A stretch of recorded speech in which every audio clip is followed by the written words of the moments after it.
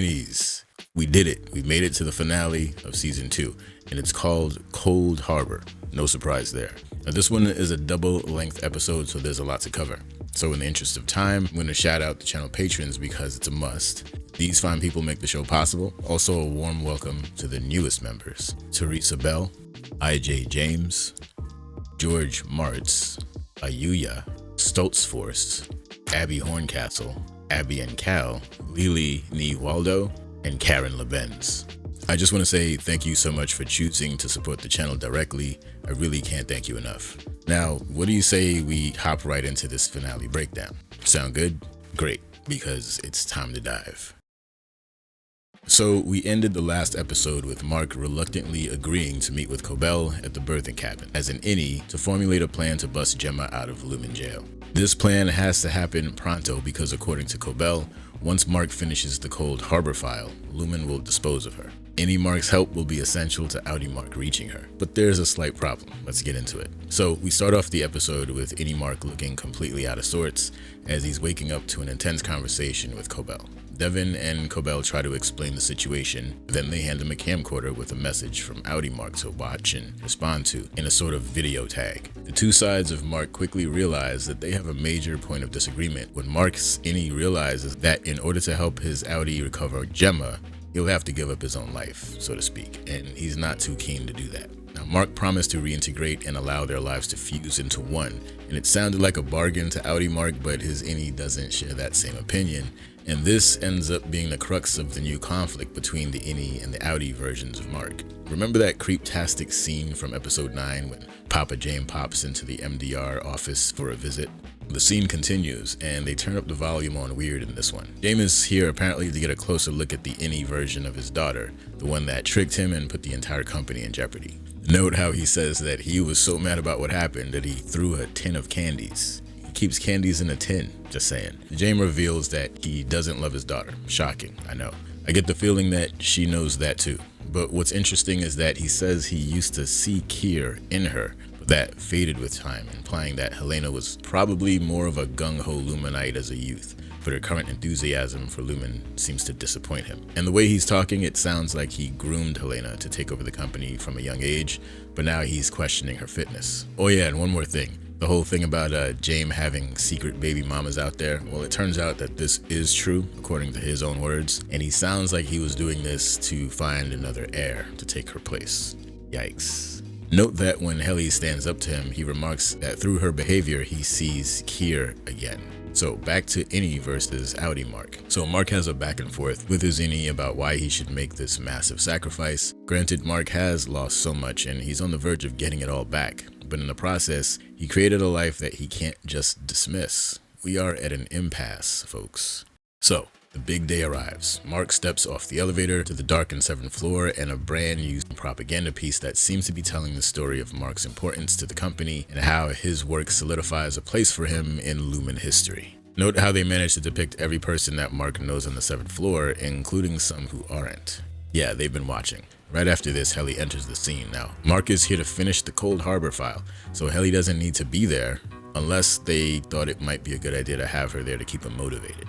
Now, after a guided walk through the darkened hallways of the Lumen 7th floor, they reach MDR, and they are immediately faced with a Kier statue holding a special card from Mr. Milchick, welcoming him to his special day, probably his final day. Now, when they're at their desks, Mark tells Helly that he knows what Lumen's up to and their plans for them. Mark and Helly also have a difficult conversation about their current predicament. Mark knows that his actions will likely mean he'll never be with Helly R again, but his conscience won't let him leave Miss Casey to the whims of Lumen. The irony of it all is that it's Helly's words that push him to this conclusion. So before we get deeper into that, let's talk about Dylan G's return to the 7th floor for a minute. Dylan wakes up in the elevator shocked to find out that his Outie refused his attempt at quitting. Outie Dylan even sent him a letter explaining why he denied it. I gotta say it was hilarious when Milchick told him he had to bounce because it was a special day so he can read it and be mad all by himself. Now, the gist of Outie Dylan's message to his Innie was basically like, hey, you're foul for what you did, but at the same time, I think it's cool that a happier and more confident version of myself exists, so I hope you don't still want to delete yourself. So Audi Dylan seems to almost see his innie as inspiration for what he could be someday. A message that probably made Dylan G feel pretty good about himself. So now back to the main storyline. Gemma is getting ready for Cold Harbor. So she's being presented with today's assigned outfit. And this is one that she distinctly remembers because it's the clothing that she was wearing the night she disappeared. So now Gemma is definitely thinking something unusual is going on today. Now, while this is happening, Mark is finishing up the file, one floor above her in MDR with Helly. Helly hands off the instructions to the export hall as they both watch the file finish, knowing that this could be their last day together. Meanwhile, Mark's got the rapt attention of those who watch from the shadows. And the moment the Cold Harbor file dings 100, the festivities begin.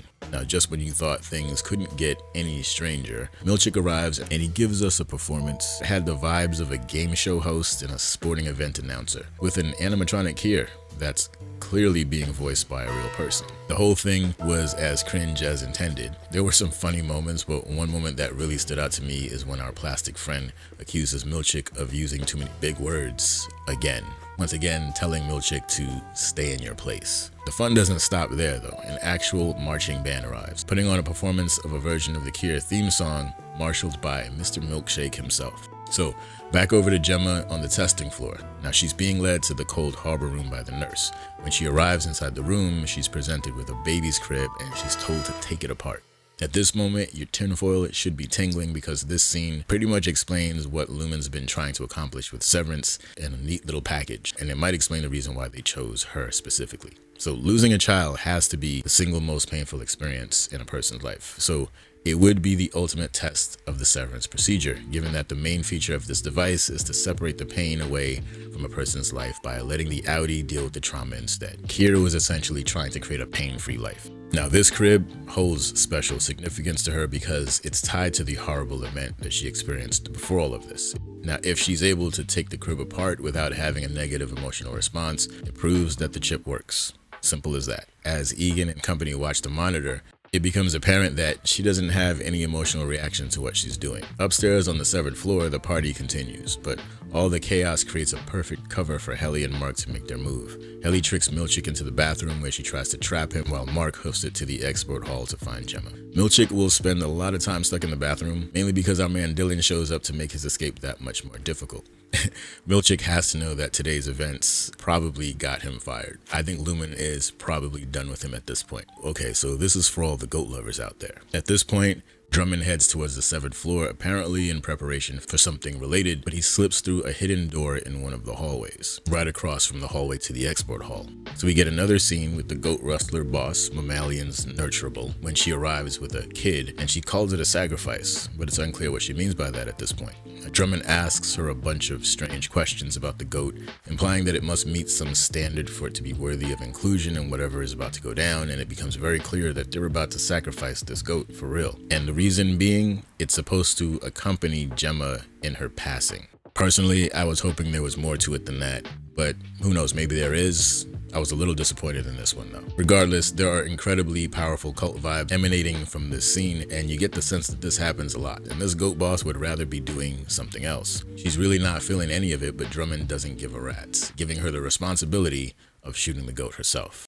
Thank goodness for Mark's perfect timing. He manages to make it to the door across from them, leading to the export hall. When Drummond hears the noise, he goes to investigate, and he immediately attacks Mark. The size advantage is a bit too much for Mark, and he starts to fade fast. But thanks to our goat boss, Mark doesn't meet his end just yet. Now imagine if he had never reached out to Mammalion's Nurturable back at the beginning of the season. Things maybe play out a little differently here. Anyway, Mark solves two problems at once. He gets access to the elevator that leads to the testing floor, and a perfect person to lead him directly to Gemma, except that when he switches over to his innie, Mark kinda has a little oopsie in the elevator and shoots Drummond in the jugular. Oh, look at that, Drummond's not doing too well. That's too bad. Oh well. Mark hastily makes his way to the Cold Harbor room, and it's a bittersweet moment because he enters the room to find a version of Gemma that has no idea who he is. Meanwhile, upstairs, Dylan and Helly are starting to realize that they can't keep Milchick cooped up in this bathroom forever. So they're gonna need the assistance of Lumen's house marching band. Can't believe I just said that. But yeah, Helly gives a rousing speech begging for them to help keep Milchick under wraps before he becomes a problem. Now, her plea towards commonality doesn't fall on deaf ears because when Milchick finally gets out of the restroom, he finds an even bigger obstacle to deal with. Okay, so finally we're back with Mark and Gemma in the Cold Harbor room. Dr. Maura and Pop Egan watch in horror as their prized possession appears to be slipping through their fingers. Mark is able to convince her that he's safe and that he can get her out of there, and the two make a break for it. There's no Mr. Drummond or Milchick to stand in their way this time. The best moment of the episode is without a doubt the moment when Gemma wakes up outside of the Cold Harbor room and she's recognizing who he is for the first time. The moment we weren't sure would happen. The Audis won. Only one last thing to do, and we put a ribbon on this whole thing, right? All they have to do is walk out of here. And it looks like that was to be the case, except when they reach the door to the staircase exit, Mark lets Gemma out, but locks the door behind her and himself inside. He's not leaving, and we know exactly why. Apparently, Mark isn't done with Lumen, and he's definitely not done with Helly. I think that this character has had enough of being jerked around, and this is him taking control of his own life. I had a feeling something like this was going to happen, so I wasn't too surprised. I just don't know how in the world they're going to work this out for season 3. But at least we do know what season 3 will be about. I thought it was a good finale. I do think that the beginning of the episode where there's that sort of back and forth conflict between the Innie and the Audi versions of Mark, I did think that it went on for a little bit too long. I felt like they could have spent a little more time in some other areas. Like I said, I would have liked to see something different with the goats. They're not just for sacrifice. That was something we could have guessed easily, but I was hoping it was something a little more, I don't know, strange or esoteric, but it is what it is. I do want to say thank you to everyone who has subscribed in the last few months. The growth of the channel has been absolutely insane. The series did a lot better than I was expecting. I didn't see it going this way, and so I'm pleasantly surprised, but yeah, thank you to everyone involved. Look forward to a Gang of Theory videos. Thank you for rocking with me, and as always, big shout out to all of the Tinfoil Gang, especially the patrons. I see you. Be safe out there, and until next time, off you go.